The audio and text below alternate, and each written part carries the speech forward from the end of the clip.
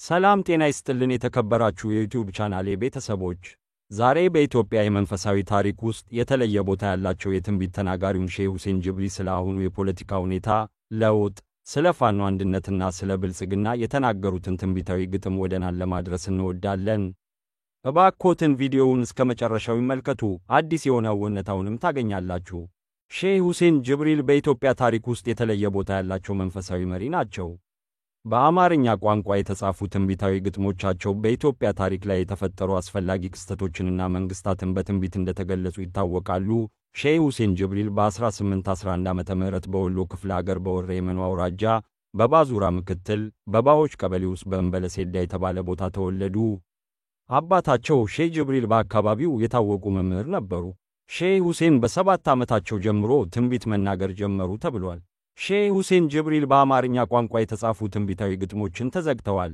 እነዚህ ግጥሞች በኢትዮጵያ ታሪክ ላይ የተፈጠሩ አስፈላጊ ክስተቶችንና መንግስታትን በትንቢት እንደተገለጹ ይታወቃሉ። ለምሳሌ አቶ ቦጋለ ተፈሪ በመጽሐፉ የሼህ ሁሴን ጅብሪል ትንቢቶች በአማርኛ ቋንቋ የተጻፉ 234 ገጾች ያሉት መጽሐፍ እንደሆነ ይገልጻል። ቀጥሎም ሼህ ሁሴን ጅብሪል ከ100 ዓመት በፊት ስለ አሁኑ የፖለቲካ ሁኔታ ለውጥ ስለ ፋኖ አንድነትና ስለ ብልጽግና የተናገሩትንና የተተነበዩትን የሼህ ሁሴን ጅብሪል ቃላት በቅን ልብ እንድትመለከቱት ስንል በትህትና እንጠይቃለን። በፖለቲካ በህዝባዊ እንቅስቃሴና በመንፈሳዊ አይነት ትንቢቶች መካከል ምልክታዊ ተመሳሳይነት ማየት ይኖርብናል። ከምንም በፊት በትንቢት የተቀመጡ ቃላት ዛሬ በፊታችን እየተፈጸመ እንዳለ እንወቅ። ግጥሙም እንዲህ ሲል ይጀምራል።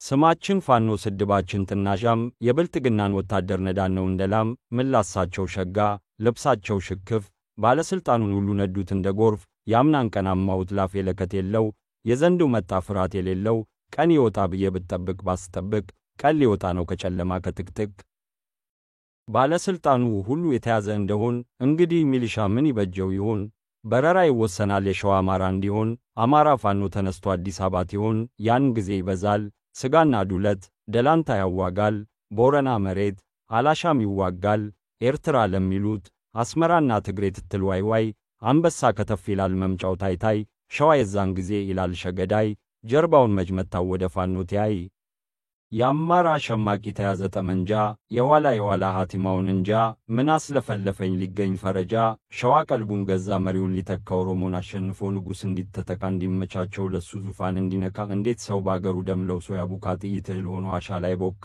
ጠጉራቸው ጎፈሬ ጫማቸው ነጠላ ያችን ቀን ያሳየን የተራበው ሁሉ ሲበላ በልተው አይጠጡ ጅስማቸው ቀጭን ነው መሬው ያልወፈረው አሳሩ በስቶ ነው ይላል ሼህ ሁሴን ጅብሪል ከ100 ዓመት በፊት ስለ አሁኑ የፖለቲካ ሁኔታ ለውጥ ስለ ፋኖ አንድነትና ስለ ብልጽግና የተናገሩትንና የተተነበዩትን የሼህ ሁሴን ጅብሪል ቃላት በቅን ልብ እንድትመለከቱት ስንል በትህትና እንጠይቃለን።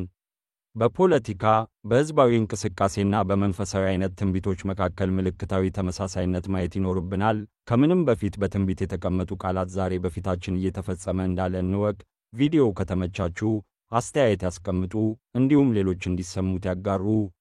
አብራችሁን ስለነበሩ እናመሰግናለን።